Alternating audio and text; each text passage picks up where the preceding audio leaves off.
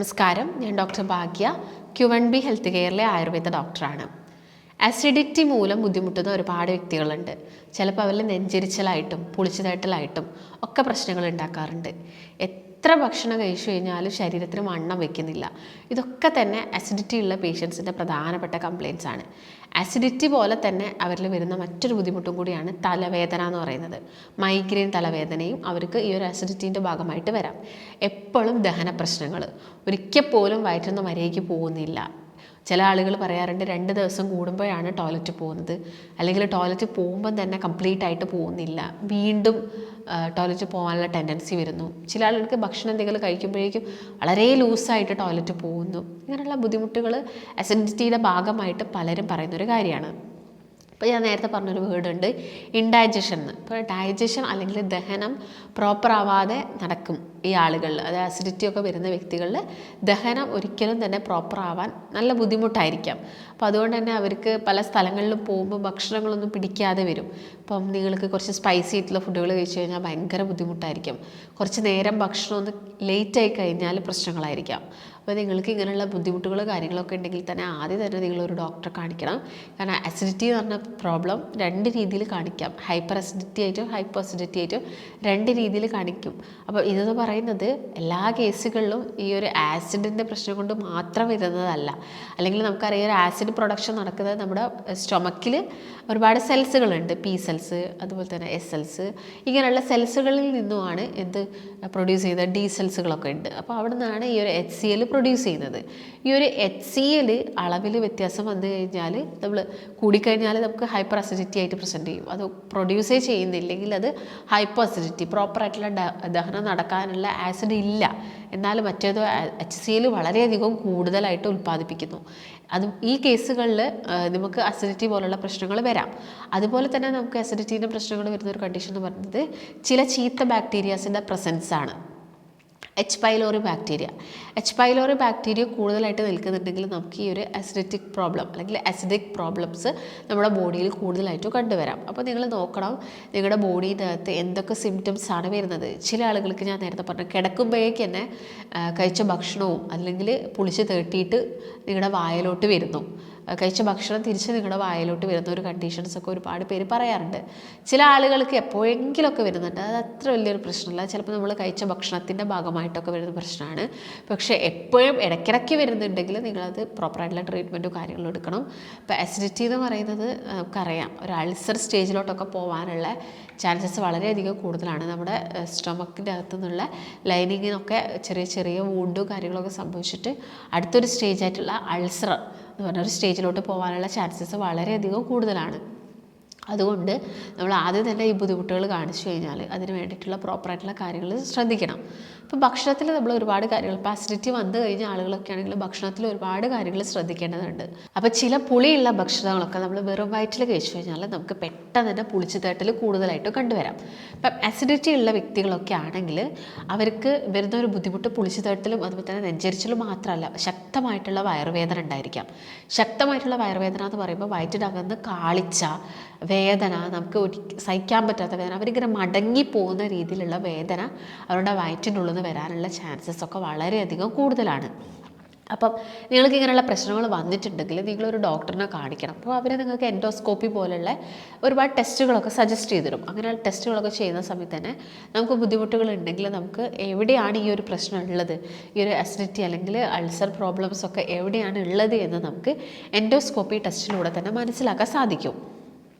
അപ്പോൾ രാവിലെയൊക്കെ ആണെങ്കിൽ ചില ആളുകൾ വെറും വയറ്റിൽ ഈ ഓറഞ്ച് പോലുള്ള ഫ്രൂട്ട്സുകളൊക്കെ കഴിക്കുന്ന ഒരു ശീലമുണ്ട്. അപ്പം അങ്ങനത്തൊക്കെ കൂടുതലായിട്ട് നിങ്ങൾ കഴിക്കുന്നുണ്ടെങ്കിൽ അത് ഈ നെഞ്ചരിച്ചിലും കാര്യങ്ങളൊക്കെ കൂട്ടുന്നതിന് കാരണമാവും.